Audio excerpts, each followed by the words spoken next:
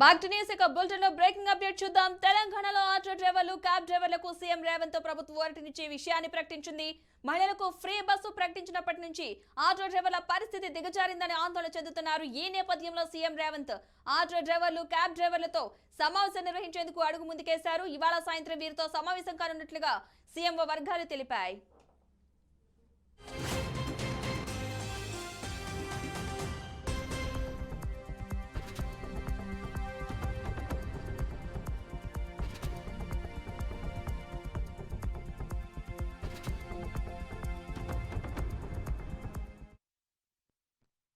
Auto డ్రైవర్లు, cab డ్రైవర్లకు CM Revanth ప్రభుత్వం ఓరటినిచ్చే విషయాన్ని ప్రకటించింది. మహిళలకు ఫ్రీ బస్సు ప్రకటించినప్పటి నుంచి ఆటో డ్రైవర్ల పరిస్థితి దిగజారిందని ఆందోళన చెందుతున్నారు.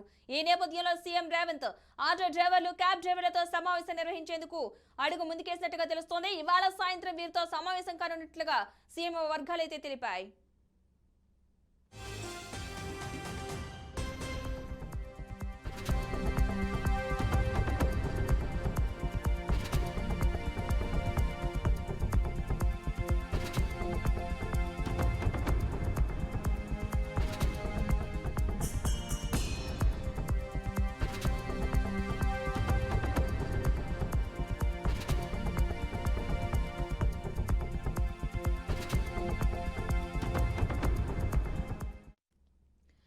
తెలంగాణలో ఆటో డ్రైవర్లు, క్యాబ్ డ్రైవర్లకు సీఎం రేవంత్ ప్రభుత్వం ఓరటినిచ్చే విషయాన్ని ప్రకటించింది. మహిళలకు ఫ్రీ బస్సు ప్రకటించినప్పటి నుంచి ఆటో డ్రైవర్ల పరిస్థితి దిగజారిందని ఆందోళన చెందుతున్నారు.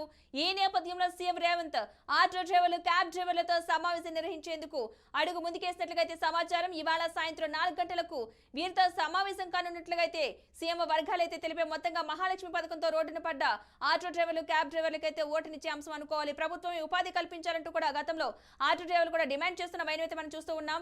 ఇవాళ ఆటో, క్యాబ్ డ్రైవర్లతో సీఎం రేవంత్ రెడ్డి సమావేశం కానున్నట్లుగా తెలుస్తుంది. ఈ రోజు సాయంత్రం 4 గంటలకు నాంపల్లి ఎగ్జిబిషన్ గ్రౌండ్స్ లో సమావేశం జరగనున్నట్లుగా సమాచారం అందుతోంది.